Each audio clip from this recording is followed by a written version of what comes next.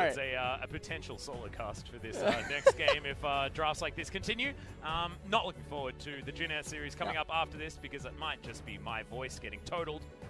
See how we go, though. Say that the Sylas, Rod of Ages, Spirit Visage, Iceborne Gauntlet build is much better than the absolute waste that is the Proto-Bell AP type Sylas. Yeah, I know, yeah. So as long as they have that. Now, one thing that I guess I would say that maybe is a positive thing about Sylas is that when you do pick them on early, it can dissuade opponents from picking key ultimates and maybe trying to just... I'm holding it together right now as Aatrox is locked in. I'm okay with this one, though, because Canyon could have picked it for himself, right? And Aatrox in the jungle, I actually have a lot of good things to say about. I enjoy it. I like it. However, you put him in a lane, I hate it. I think it's awful. Makes me very sad. Well, I think at this point when they show the short-range Lucian and the Aatrox, I think it's pretty safe, actually, to just lock in the Lissandra right now, as with Syndra and Zoe already banned away, as well as Ryze and Jace, there's really only Orianna there to match it, but maybe Afreeca wants to go with the Callista Galio to also sort of neutralize. Callista Thresh, I would prefer. However, Rek'Sai was left up. And of course was left up throughout, I believe, the entirety, unless it was last banned in the second game. May have been the last ban to come through, but that was after the first round of picks. So Rek'Sai will make her way back onto the board here. Clid did show a victory for the Rek'Sai, but when it was in the hands of Humble Life Esports, it got obliterated by Def's Jinx. It was honestly food. So, and not so great. DAMWON now lock in the Braum, and the Braum is going to be very good against dive all-in attempts that could come out of Afreeca. And it's confusing when DAMWON shows the short-range, forceful engage, physical damage that's coming out of them so early on into the draft. Afreeca doesn't try to just counter and answer that, as DAMWON's comp was already face up, but now, moving into the second phase here, Kindred being banned away. And even though there's already massive amounts of physical on DAMWON Gaming's side with a lot of on-hits, which means that Ninja Tabby would have been a really free item choice, and Thresh and now Lissandra banned away. Nocturne as I just don't know why you're banning junglers at this point in time. I don't like it so much, as they're assuming that Flame is definitely taking that Aatrox towards the top side of the map. I certainly do not want that to happen, but we'll see what does happen here as DAMWON have the opportunity of picking away the Galio. Afreeca Freecs heading towards having a Galio guaranteed, because, you know, it's not likely going to fit into a solo lane at this point, as Yasuo is insta-locked. So the Yasuo now picked up by DAMWON. That is quite good against the Sylas. I can feel your brain slowly imploding. It's we're witnessing another draft where things are going in weird and wonderful directions, and that's only going to continue here if the Renekton is going to be locked in. That will be guaranteeing a Sylas mid lane, unless we're going to have real crazy stuff. Hold on, I have faith for a second. That is a lot of physical damage on DAMWON. There is a jungler that exists that deals massive amounts of magic damage. Now, I know what you're thinking, what DAMWON's probably thinking. Elise, right? No. Hold on. Something better. And also, if I swear, if Sejuani gets locked in for DAMWON, I'm going to pop a blood vessel. You will, actually. Karthus does exist. They can locate it. Flame, please tell me that you're saying it. Please tell me you're picking not a Zach, fun matchup into the Renekton. Oh, Kennen.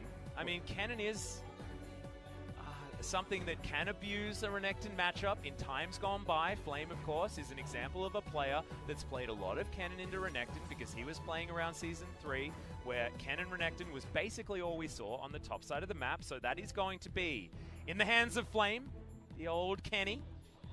And stay with me. Stay with me, LS. Come on, mate. Come on. I tried to do my glass half full analysis on the DAMWON composition, and you can understand why it happened, as Keen and Brook are going to do some more funny business, as Keen is probably going to be piloting the Sylas in the mid lane, despite his position here in the draft. So the interesting thing here is that Sylas actually has relatively valuable ultimates. He has knockups that are granted to him if he steals the Yasuo ult via his teammates. The Cannon ultimate, one from basically everyone. Yeah, exactly. So the Sylas, in a weird way, DAMWON actually gave Sylas a lot of powerful ultimates. We're going to take a look at the team compositions once again, but I'm going to talk about the absolute problem that DAMWON is going to have in this game, if I'm being gentle. As Afreeca, the Callista Galio, they did end up securing it anyway. Renekton, Rek'Sai, and Sylas. So Sylas is going to be the only one, for the most part, dealing any magic damage, I guess accompanied by the Galio. Lots of disengage potential there. And honestly, massive amounts of healing and just innate tankiness inside of this team comp with an ADC that is able to kite away from all of these champions with ease. Kennen, Aatrox, Yasuo, Lucian, and Braum. This is the definition of just go face. And if they fall behind, there's no coming back with this team composition. It is so easy for the enemy team to itemize against this. This has given me, I just watched LEC yesterday, and this is looking like the AD version of the SK AP composition they drafted. Karthus with all AP. Yeah, that's called free magic resist. We'll see what happens here as we get into game number 3.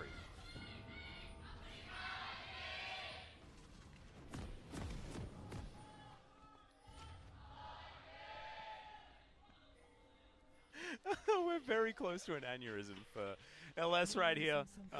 It's getting towards where hospitals may need to be notified and on standby as DAMWON are doing some wraparound strats here as Dread is waiting in the brush. Oh, this is going to be good. As they would expect, as Canyon looks like a face check, but it ain't, as Dread has to flash very early on. That could have been way worse, though.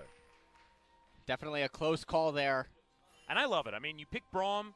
He's got probably the best level 1 that you can possibly have. Use it. Head into the jungle. Figure some stuff out. As it does mean that Afreeca Freecs do get some deep vision around the enemy blue side. But otherwise, getting a free flash sounds great. And DAMWON, they start things off with a very slight advantage here, as Rek'Sai not having the flash available on her does definitely stunt some of the abilities to gank, especially in top lane. Yep. And now, that's the lane to watch, actually. The Sylas versus the Kennen. And we'll see if he ends up adopting the new build of the Rod of Eight. Okay. Lane swaps. This is odd. As Brook is going to take Slice and Dice as the first skill choice. I don't know why. And we're going to have Kennen in the mid lane. And so there's an interesting component about this. Sylas versus Yasuo in mid is more favorable for Sylas, but in top lane, due to the length and extended nature of the lane, Yasuo is able to have a lot more freedom and wiggle room and solo kill potential on Keen on the Sylas. And so, even though the Kennen won't have the easiest time wiggling around and trying to abuse the Renekton, there's a trade-off for it. Yeah. Do understand, level 2s have been hit from both of these players here, as Showmaker going pretty aggressive. Has, if you'll notice, taken the Fleek footwork instead of the Conqueror, which I would have assumed Conqueror would have worked out in, like you say, a longer lane. So certainly this is an example of DAMWON Gaming adapting to the changes that Afreeca have made in their lane assignments. But Flame is going to have a lot of control here because we know Renekton versus Kennen is an example of a Renekton having a crappy time. And especially in the earlier levels, right? Keen right here. Losing a little bit of HP. Also has the Doran's ring, so that is an item that you pick up if you want to trade early on. Oh, he missed the cannon. Yes, so that is, that's definitely a bad news bears. Certainly is. Having a look at the jungle matchup, you can see basically mirrored starts here for both of the players. Canyon going to be juggling between his blue buff and his Gromp at this point in time. Dread doing a very similar thing, but a little bit faster. Rek'Sai is going to move her way towards this top side as Tremor Sense shows that Showmaker is moving his way forward. No flash available, and that's going to be actually coming in from Keen there first up, but without Dread's follow-up, they're not going to be able to get there, and this is why it was so important that that flash was blown early. Yeah, and Showmaker having to burn his flash to live there, but the flip side is that everyone gets to hit tab right now. You know exactly how much CS Dread has, and you know what camps he has up. So now this Rek'Sai that is flashless here at 4 minutes into the game, everyone on DAMWON gets to play with map hacks. Yeah. Essentially, and know, hey, we know where Dread is, we know where he can and can't be in terms of gank setup, and so, honestly, if DAMWON ends up having something go wrong, it's their own fault at this point. Oh, wow. Dread had knowledge of where Canyon was going. He's now just going to walk into him here. Does have to tunnel his way out, and 300 health is not an amount that you want to be going toe-to-toe against an Aatrox with in the jungle. This Canyon has already come back from base, does have that Chilling Smite available to himself, and thankfully Dread does have the vision advantage with Tremor Sense, which we haven't been able to talk about for quite some time, but is certainly relevant. As, okay, he's going to be able to grab his big wolf. And Dread, almost pulled back by the Infernal Chains, but thankfully is able to crawl her way out of there as the Rek'Sai. Bottom side of the map, I mean, it feels like a matchup that the Afreeca Freecs were gunning for from the beginning. The draft was pretty lenient on them because the Lissandra was, Lissandra was banned away instead of the Galio. I thought that Thresh Galio was going to be the guaranteed bans, but the Lissandra fitting in there means that the Galio was picked up by Senin. And right now, Brook is being pushed in here in the mid lane as there's quite a CS gap that is present right now. Now, there is a very big wave coming in. We'll have to see how much of this Brook can end up getting as Flame whiffs on one of those minions, but definitely going to get some chip damage here on the plate. Yeah, and Flame's just going to be shoving this one over and over again, and Brook just has to take it. Grin and bear it is how this lane is going to go. I feel like it's a little bit more than range versus melee. As Flame, you can see he's got a bevy of different items. He's hit full build already, thanks to Kleptomancy. And as far as Kleptomancy lanes are concerned, this is certainly one that you're going to feel pretty good at. And that's just what happens when Afreeca Freecs, obviously, with what they were banning away, right? They banned away junglers. The Kindred and the Nocturne were what they decided to ban. As there's the flash forward as Flame. He's got ultimate. He's able to get on out of there very comfortably. The rest of his team are saying, you can deal with it, mate. You're absolutely fine. We're going to take an Ocean Drake, and they're going to do it very easily. On the side of DAMWON. And this is an interesting thing to try to capture, and the reason that I say that is because, yes, it is 6.5 minutes into the lane, but who benefits? Who actually benefits here outside of Lucian, as Yasuo doesn't have mana? Hit me with it. It's Brawl. Oh. Think of all the Winter's Bites that you'll be able to get with all that extra mana. Nice. Always going to be able to afford every single Unbreakable, no matter what. Just perfect. Wonderful stuff. So yeah, more of a Denial Drake, more of a Cycle Drake, and they're going to be pretty sad about it because it's going to be a Clown Drake as you coined it. LS coming in as Drake number 2. But DAMWON probably going to be able to get themselves into a decent position when it comes to an Elder Drake pickup towards the later stages of the game, and you want to have as many win conditions as possible. And when you're the one with a monopoly on the Drakes, you already have a monopoly on the lanes, so you may as well get as much as you can. As that was a real cute Umbral Dash getting Canyon out of there, but is he actually out just yet? Only level 5, and Dread bullying on this new and improved Rek'Sai in the jungle. Right now, Dread is oddly... He is 1v2ing comfortably in the mid lane right now. And Dread, I think, is going to be able to steal away the red. And this is such a peculiar thing to be witnessing, as just a few moments ago, Canyon was in a position to put Dread 6 feet under.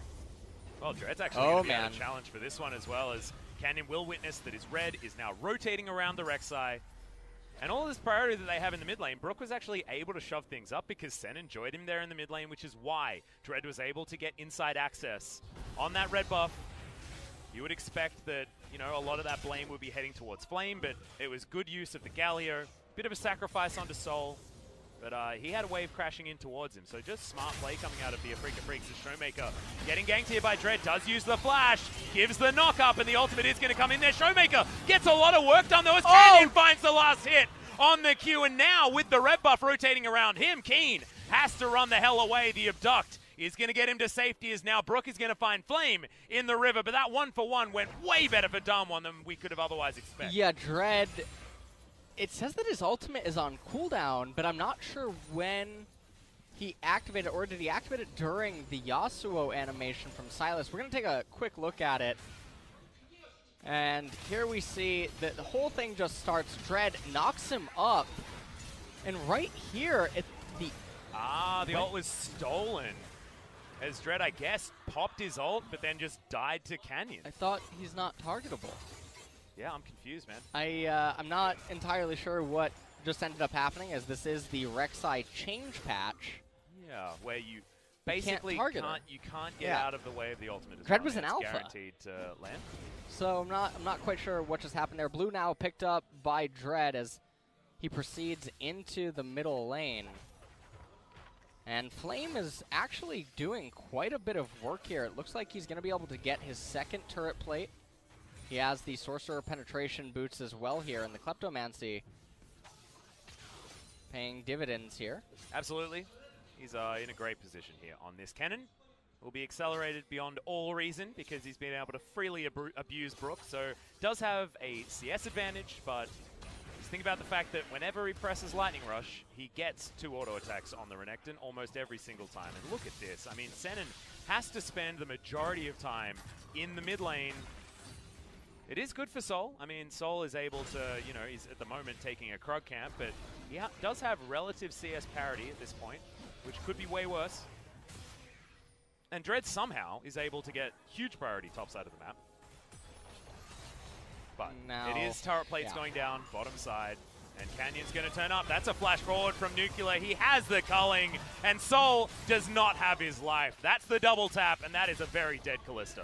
And this was a really nice rotation down there in bottom lane, taking advantage of the fact that Senin was spending a little bit too much time on the left-hand side of the map. And interestingly, we saw that Showmaker backed all the way up preemptively, I think anticipating that Senin was going to come top lane with Dread, and that's what DAMWON Gaming was trying to do with Canyon down in bottom. So while Showmaker read it correctly, Sol did not. Well, Shelly doesn't actually have her eye out at the moment, so we'll get a second charge. It's actually bad luck for Showmaker, as she closed that eye as she was moving up towards the inner turret, so it's going to be some free damage coming in there. Not going to regen on the inner turret, of course, guys. So Brook down to below half health here, just taking abuse from Flame over and over again. And we'll see whether this Renekton's going to be relevant as Flame's getting collapsed on. But Canyon is here in position. Flame moves towards his strong side of the map, and he will be absolutely fine. He's just absorbing pressure. So far in the mid lane, does mean that the Afreeca Freecs were able to claim a lot of control top side. But what does Yasuo love doing? Overextending.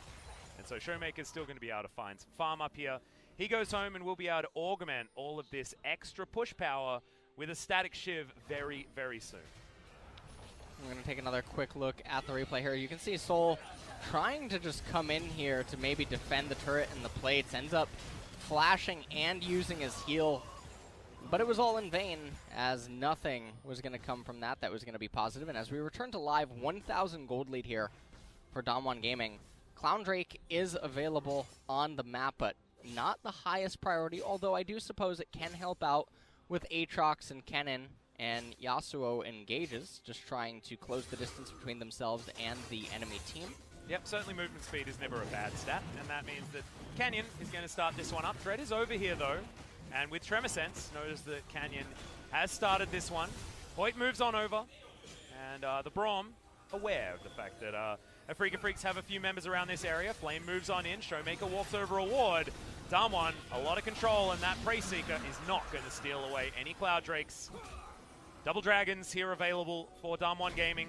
And Dread might actually be in a little bit of trouble here. Ardent Blaze doesn't find him. Is now going to fight in the mid lane.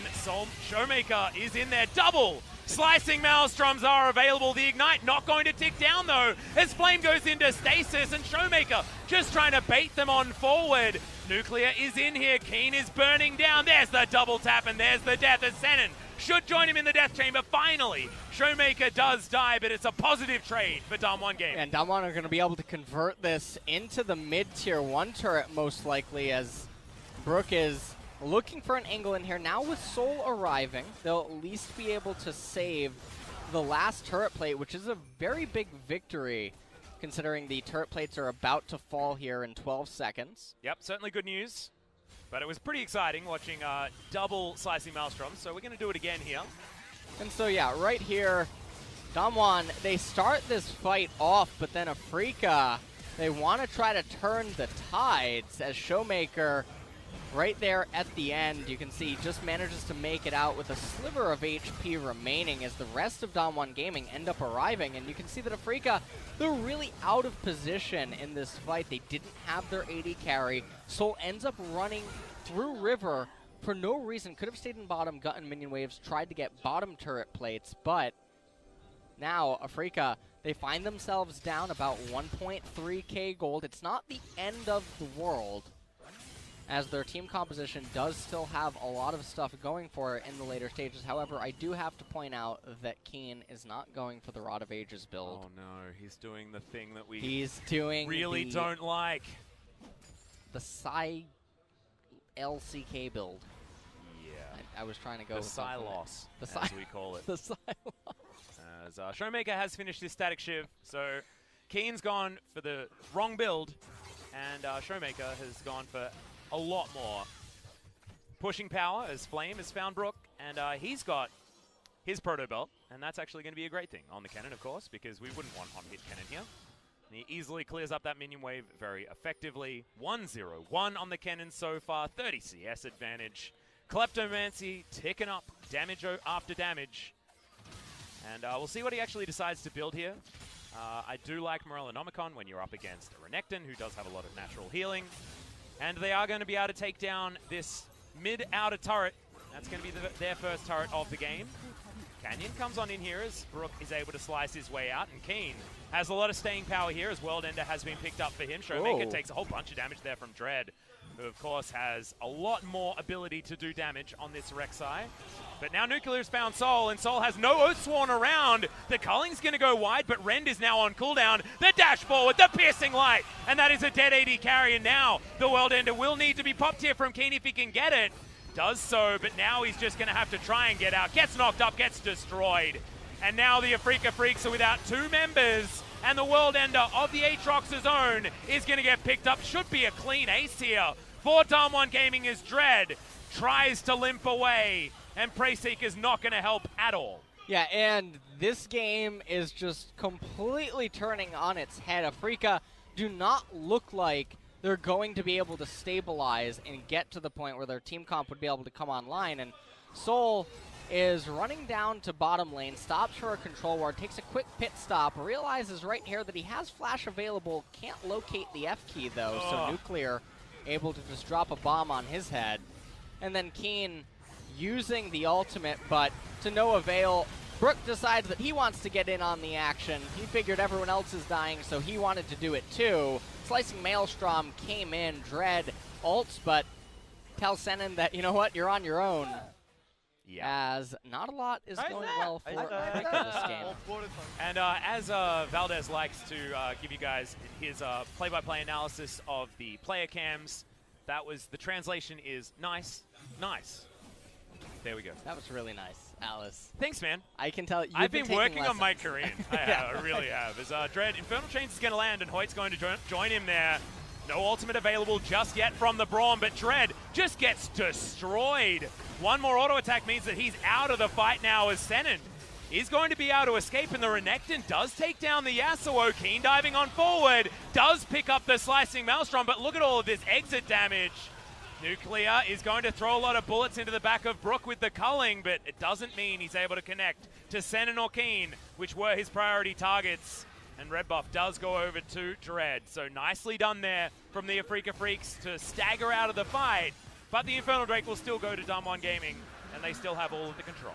And that's going to be another Infernal Drake that's going to be spawning after that. So DAMWON rolling really well right now as Afreeca are still very much so on the back foot. You can even see both Black Cleavers not completed yet for their team composition. We'll take another quick look at this team fight right here. Keen locking up Showmaker on the right-hand side, but it didn't look like Afreeca knew or decided how they wanted to take this fight. And Senin gets a really good taunt. They end up bringing Showmaker down right away, but Keen waiting until next year to use the Flash with the Kennen ultimate, not able to get a stun onto any of the 4 clumped up members of DAMWON Gaming, and so they managed to back up. Yeah. And then turn the fight on Afreeca. And also DWG hadn't used any of their flashes just yet. And I believe Showmaker also died with his flash up.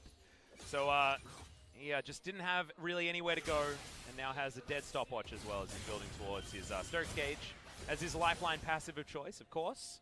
That's why our Yasuos have moved away from the old Phantom Dancer, which was, of course, a favorite for many, many years.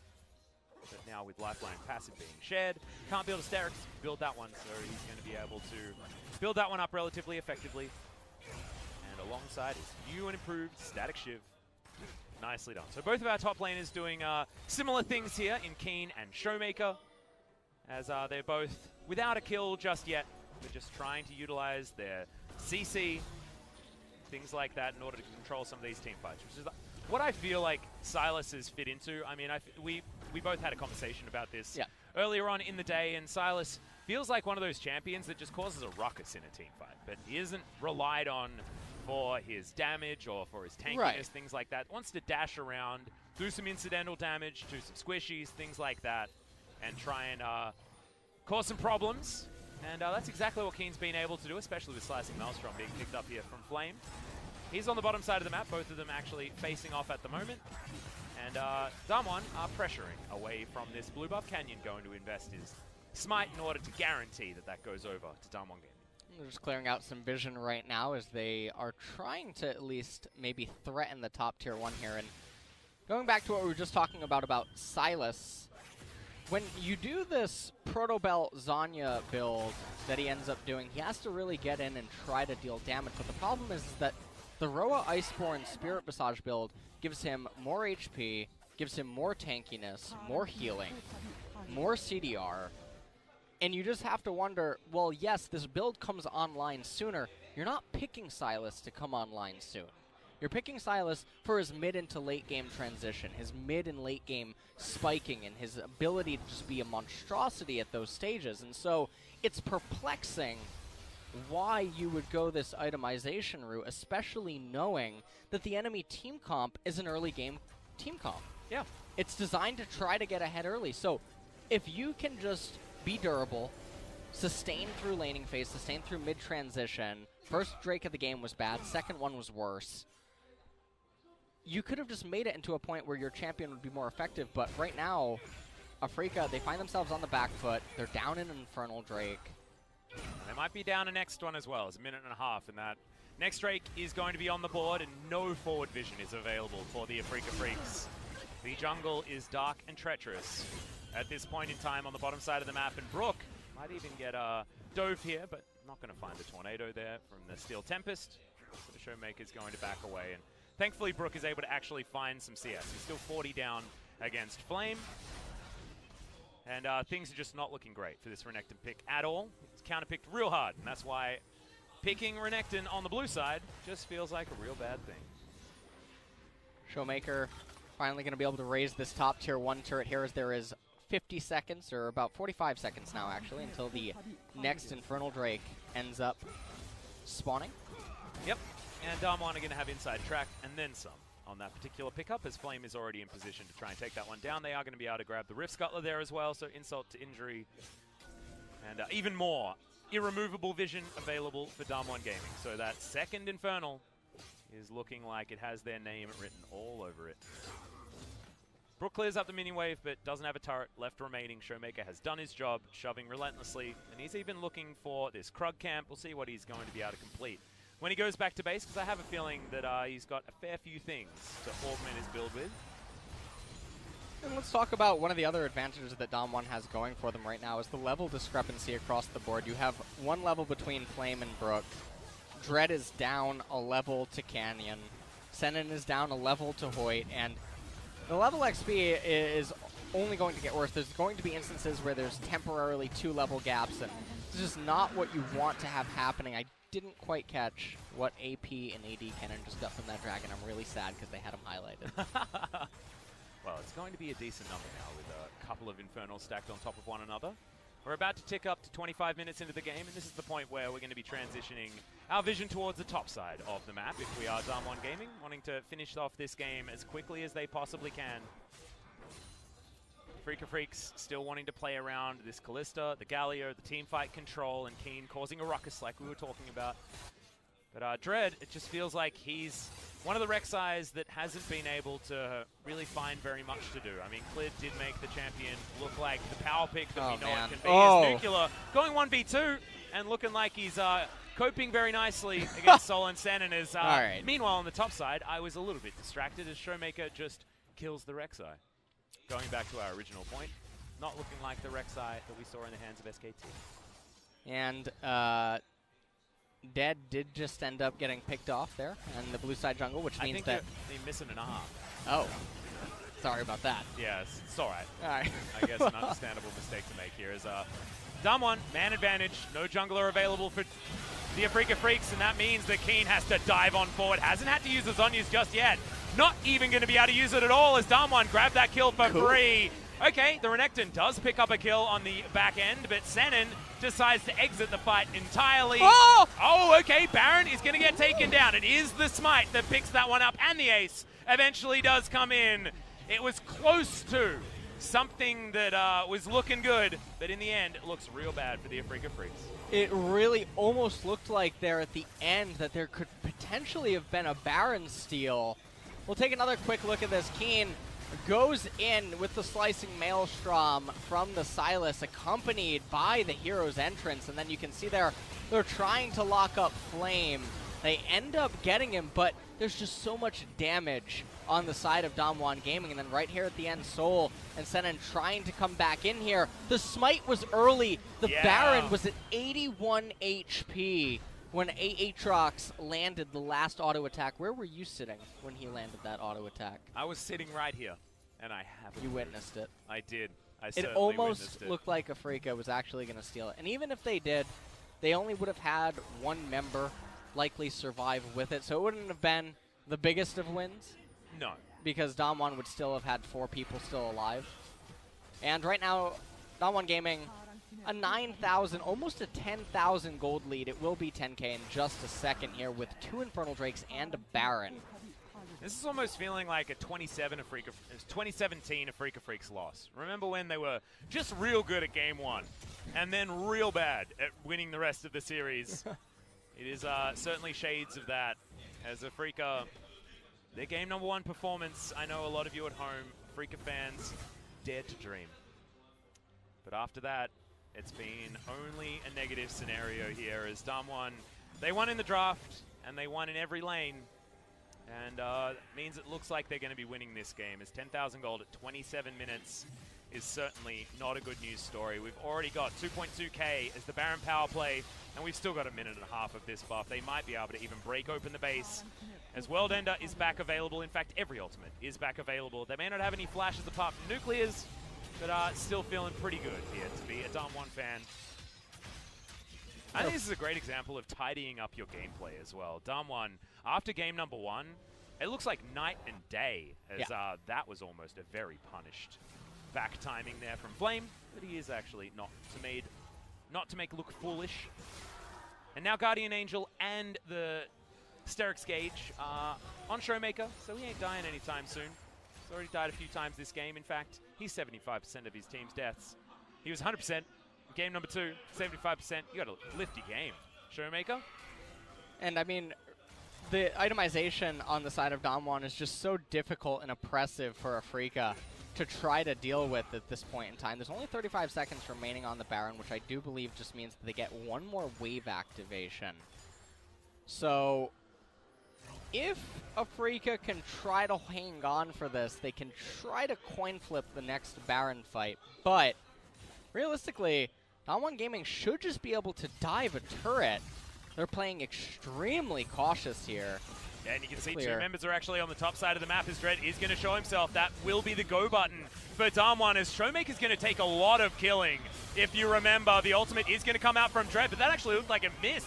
Or Showmaker just didn't take any damage from it as Flame going to teleport in on top. That is a well and truly dead Renekton. as he's given up for the Ghost, as Flame is able to pick up that kill. Meanwhile, bottom side of the map, DAMWON just straight up winning the game. As Soul trying to dance away from the Aatrox, but that's looking so incredibly tough. Double kill comes in for Nuclear, as Nexus turrets are now the only thing under fire, apart from Dread, who's just going to get eradicated from his own fountain. Another minion wave does turn up, and DAMWON Gaming are going to finish this one off again before 30 minutes is going to hit.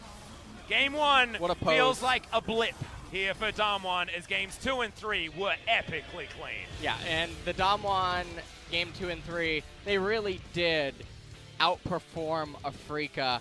In this game number 3 here, especially, they just got these micro edges and advantages, and Afreeca just didn't seem to know how to stabilize. And it really starts with what happens down in bottom lane as well, where Soul just refuses to back up. There's the pressure that's coming in mid lane as well.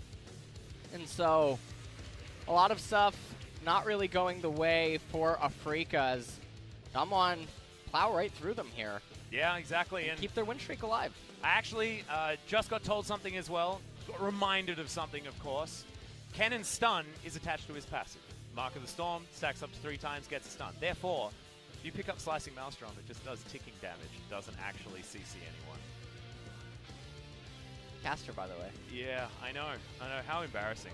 Yeah, so shout out to Guineas on Twitter, who tweeted in. Absolutely lovely. Letting us know that that's an interaction that happens. And look, I sort of took it for granted that that would be a thing that would happen if you stole a Slicing Maelstrom. Yeah, I falsely criticized Keen's play then. Yeah. I made an error. Well, I mean, I thought it would just stun them. Well, it didn't do that, and it didn't do Well, then much he damage. actually played correctly. Oh, in yeah. the moment, yeah. He shouldn't have flashed forward then. Yeah. I thought it just stunned. Well, I mean, it doesn't. It does damage, that's all. So I guess if you flash forward, that's not as good of an ultimate people. to steal then. No, it's terrible. Actually. Okay. I don't know whether. I feel like good old Guineas over here should have probably included Keen in his tweet so that we could let him know, because, you know, maybe one of the other ultimates would have been a little bit better. He did steal a few different things there. I mean, one of the last breaths actually did look pretty good from Keen Silas, but it felt like Keen against the world, and the world was DAMWON Gaming, and they did not want him to win this time around. Dread was making a lot of misplays as well, mechanically, in game number 2 and game number 3, and it's very bizarre to watch, especially because he was getting fortunate advantages being handed to him, but then not really doing anything with them. Yeah. And DAMWON was just able to take advantage of that consistently. And it looks like Afreeca began to get desperate at certain points in the games, and very uncharacteristic.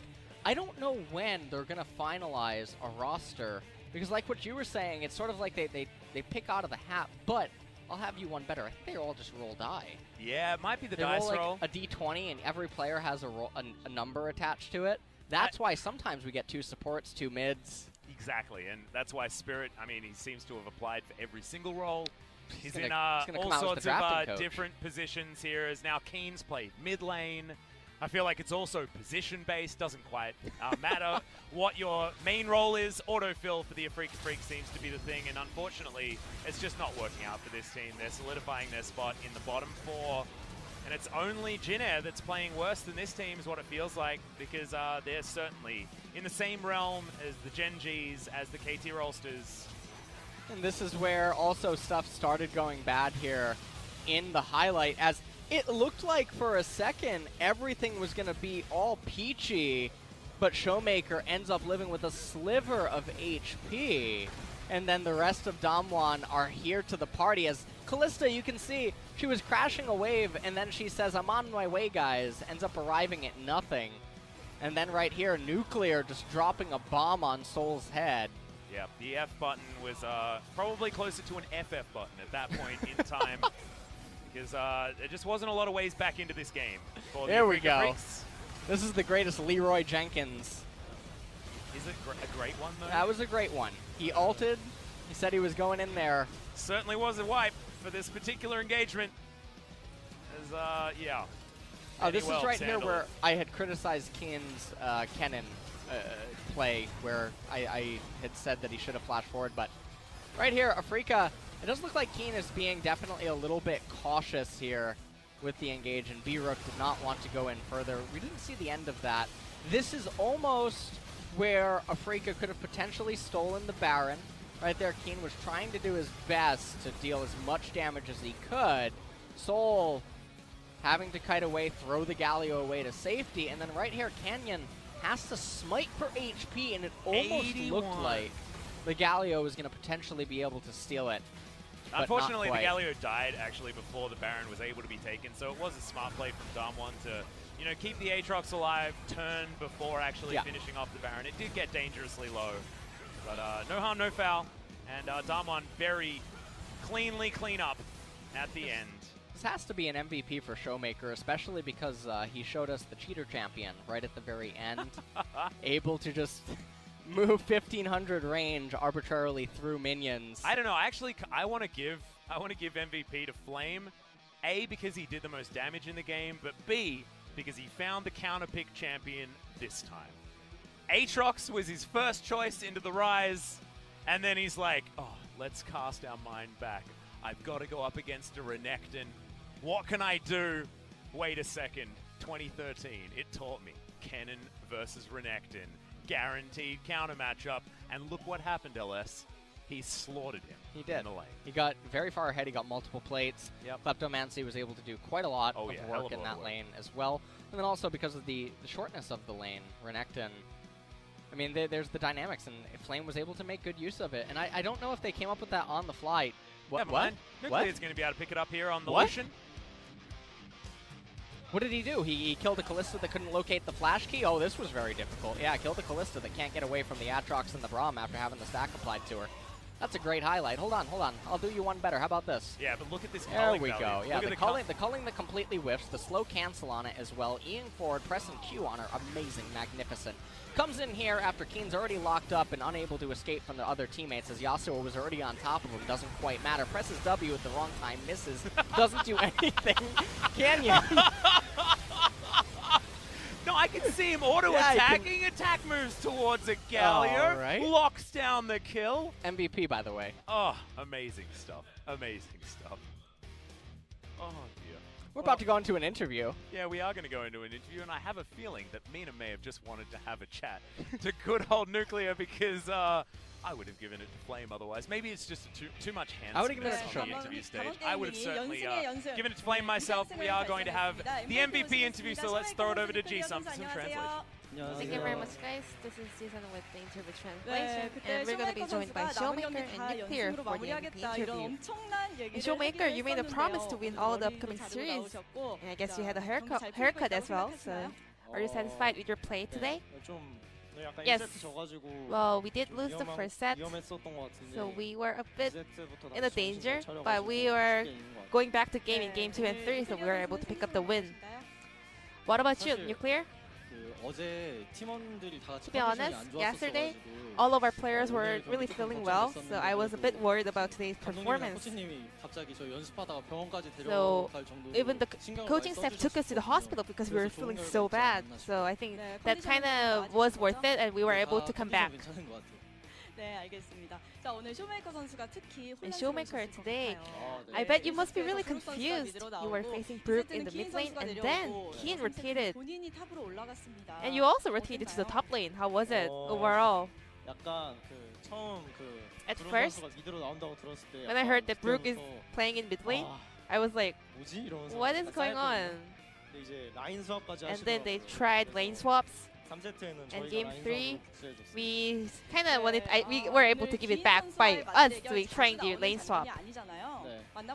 So how was facing up against Keen? I mean, that doesn't really happen a lot. I think he got some of the grooves, you know. He was really good. What kind of groove?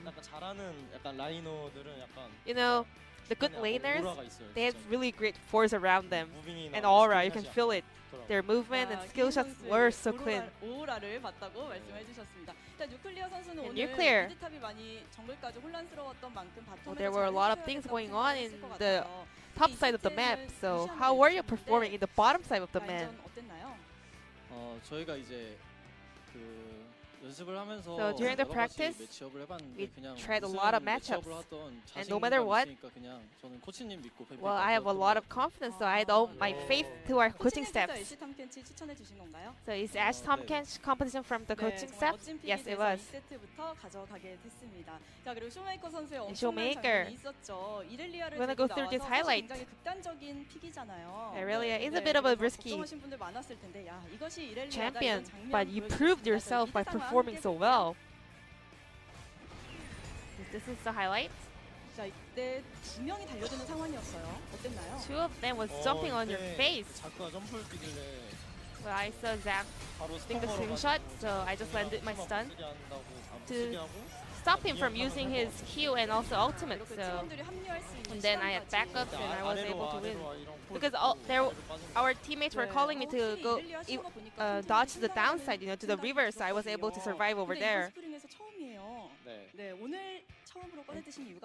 Why did you play Irelia for the first time today? Brook is originally a top laner, and they were banning out a lot of champions in the mid lane. So there were a lot of mid champions banned out.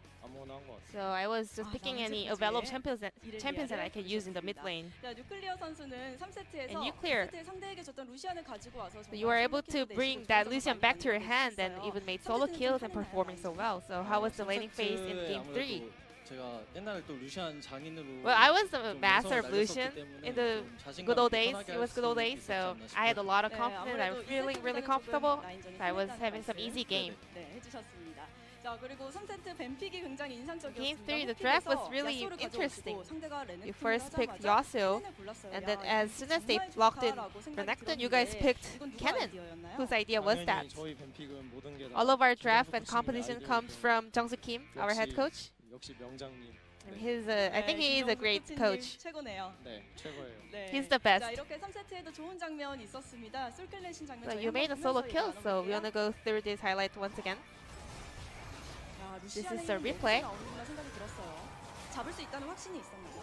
Did you calculate all that? Well, I wasn't really like trying to solo kill it. I just wanted to burn some of his summoner spells, but I was able to eventually take her down. So yeah, I got the solo kill over there. DAMWON Gaming, so you guys are on a 6-win streak right now.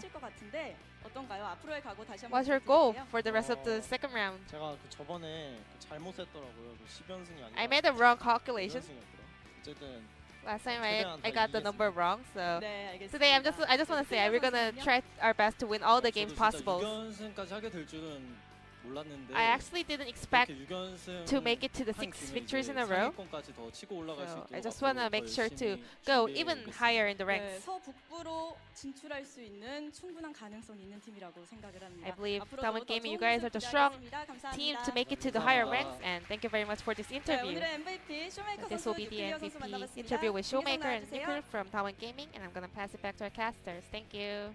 Thank you very much, Ji-Sun. Fantastic to hear from both of those guys. And I have an update for you. As it turns out, LS was actually right. So even though it might seem like Kennen Ultimate shouldn't actually stun because Mark of the Storm passive is on the Kennen, it still says in the Ultimate that it applies Mark of the Storm. And therefore, if Mark of the Storm, regardless of which champion is applying said Mark of the Storm, if it hits 3 stacks, it's still going to stun. So, I'm a coach, by the way. In fact actually stun. Silas is just really annoying, right? Because he has so many different interactions. Oh, man. So, yes, does stun. So, Keen's play actually was really poor. Yeah. All right. Yeah, saved. Yeah, saved. Well, I mean, or back on the back on the barbecue. As it were. You know, it's like when Homer Simpson goes into the brush.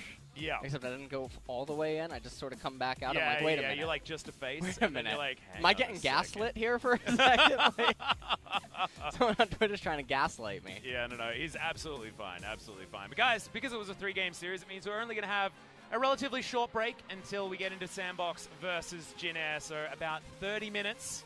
And then we will be back. I'll try and console LS.